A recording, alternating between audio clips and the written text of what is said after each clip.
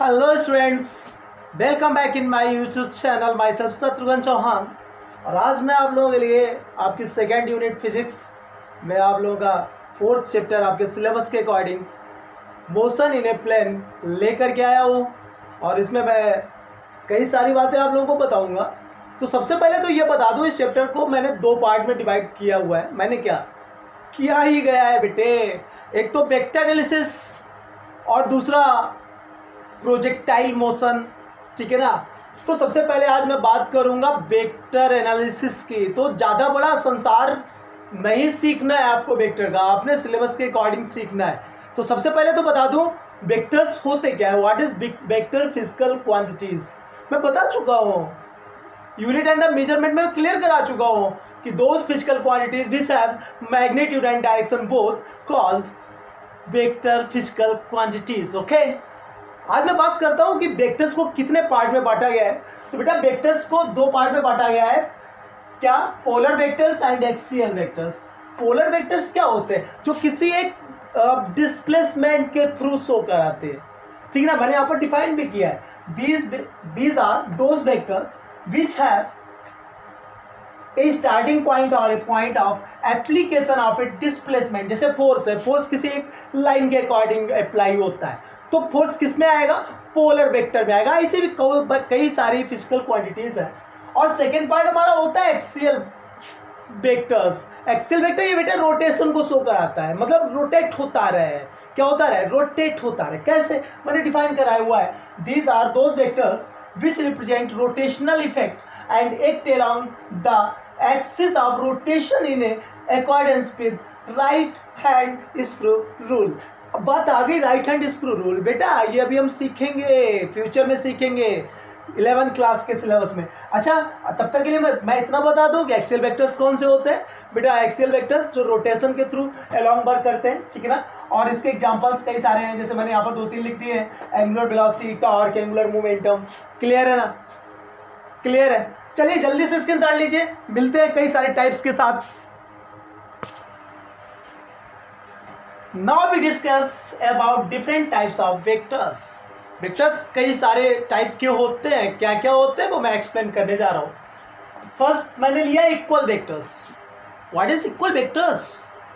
Equal vectors means कई सारे vectors का आपस में कंपेयर कराया जाए। तो बेटा बता दूं आपकी जानकारी के लिए कि जिन वेक्टर्स का मैग्नीट्यूड और डायरेक्शन दोनों सेम हो वो बोले जाते हैं इक्वल वेक्टर्स। तो हम क्या बोल सकते हैं? Two vectors of equal magnitude in same direction are called equal vectors. मैंने यहाँ पर बनाया है बेटा, ए और बी डायरेक्शन दोनों ऊपर की तरफ है, और ये मैग्नीट्यूड, मैग्नीट्यूड मीन्स क्या होता है? लेंथ। जो इसकी लेंथ है वो इसकी लेंथ है, समझ रहे हैं ना।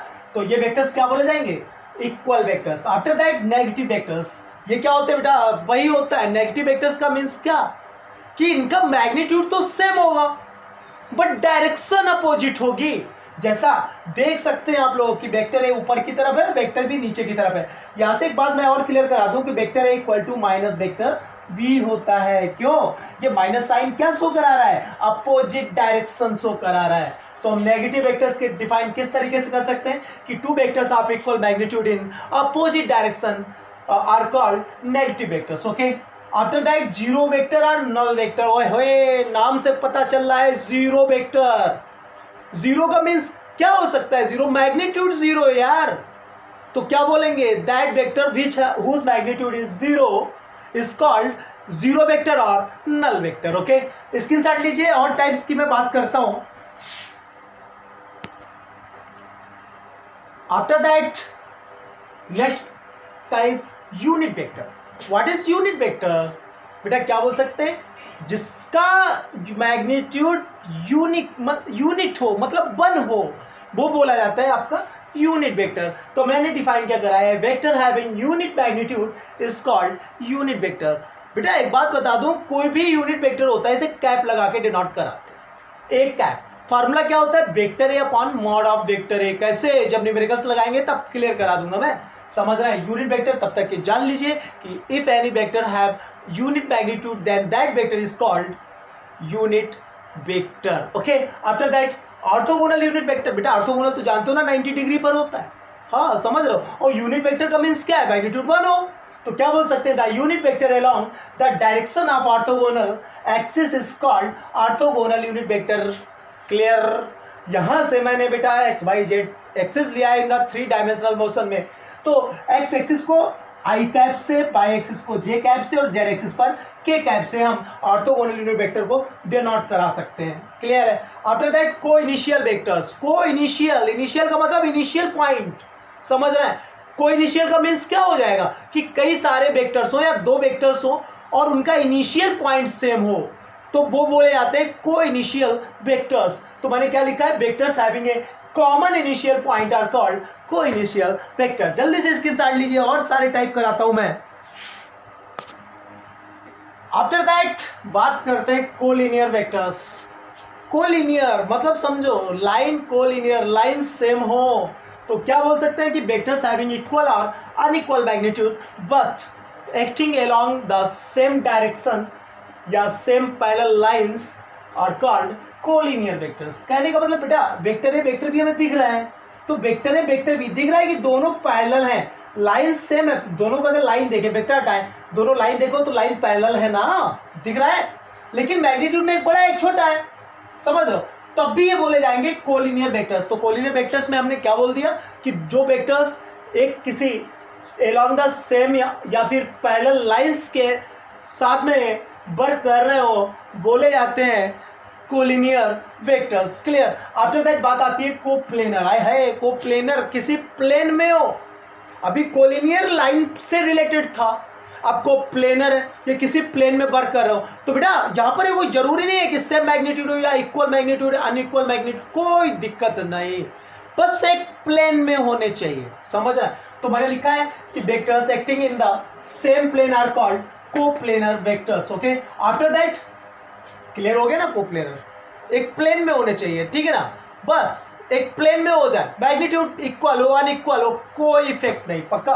आफ्टर दैट लोकलाइज्ड वेक्टर्स, बेटा ये कौन से वेक्टर होते हैं जिनका ए पॉइंट फिक्स होता है, कौन सा, इनिशियल पॉइंट, ठीक है ना, इनिशियल पॉइंट फिक्स हो तो क्या बोले जाते हैं आपके, a vector whose initial point is fixed is called localized vectors. तो लोकलाइज्ड वेक्टर के बाद में वर्ड आता है नॉन लोकलाइज्ड वेक्टर और फ्री वेक्टर। आए है तो समझ जाओ, लोकलाइज्ड में क्या था, इनिशियल पॉइंट फिक्स था, और नॉन लोकलाइज्ड या फिर फ्री वेक्टर क्या बोल सकते हैं, जिसका इनिशियल पॉइंट हमारा फिक्स नहीं होता है, वो बोले जाते हैं नॉन लोकलाइज्ड वेक्टर। तो इसकी डिफाइन मैं किस तरीके से करूंगा, a vector whose initial point is not fixed is called a non localized और फ्री वेक्टर। क्लियर है। मैंने इसको डिफाइन यहाँ पर डेफिनेशन लिखी नहीं, आप लोगों को खुद लिखनी है, जल्दी से नोट करिए। अब इसके बाद में बेटा एक बात और बचती है केवल पोजीशन वेक्टर की। क्या बचती है, पोजीशन वेक्टर। किसके साथ ले चुके होंगे आप लोग, पोजीशन वेक्टर की बात करें तो पोजीशन वेक्टर बेटा ऑरिजिन से देखा जाता है और किसी पॉइंट की पोजीशन को शो कराता है। सपोज करो ये हमारा, अब मैं बात करता हूँ पोजीशन वेक्टर, ये आपका बहुत इंपॉर्टेंट चीज़ है, इसलिए मैं इसको डिफाइन कर रहा हूँ अपनी तरीके से, मैं क्लियर करा रहा हूँ बेटा। ये हमारा एक्स एक्सिस, ये वाई एक्सिस, क्लियर है, ये ऑरिजिन है हमारा, ओ पॉइंट था, एक कोई पॉइंट हमारा ए था, क्लियर है। तो पोजीशन वेक्टर हमारा क्या बनता है बेटा, पोजीशन वेक्टर क्या बनता है, ये ऑरिजिन से अगर हम मिला दें तो ये जो वेक्टर ओ ए मिल रहा है तो ओ ए बोला जाएगा पोजीशन वेक्टर, और पोजीशन वेक्टर किसी पॉइंट का होता है बेटा, किसका होता है, पॉइंट का, तो position vector of point A. Clear हुआ। किस तरीके से निकालते हैं पोजीशन वेक्टर, ये मैं नेक्स्ट वीडियो में आपको जब आगे न्यूमेरिकल्स कराऊंगा तब क्लियर कराऊंगा। आज मैंने इस वीडियो में कई सारे टाइप्स कराए वेक्टर्स के, आप लोग तैयार करके रखिएगा। आज के लिए बस इतना ही। So now stop and today.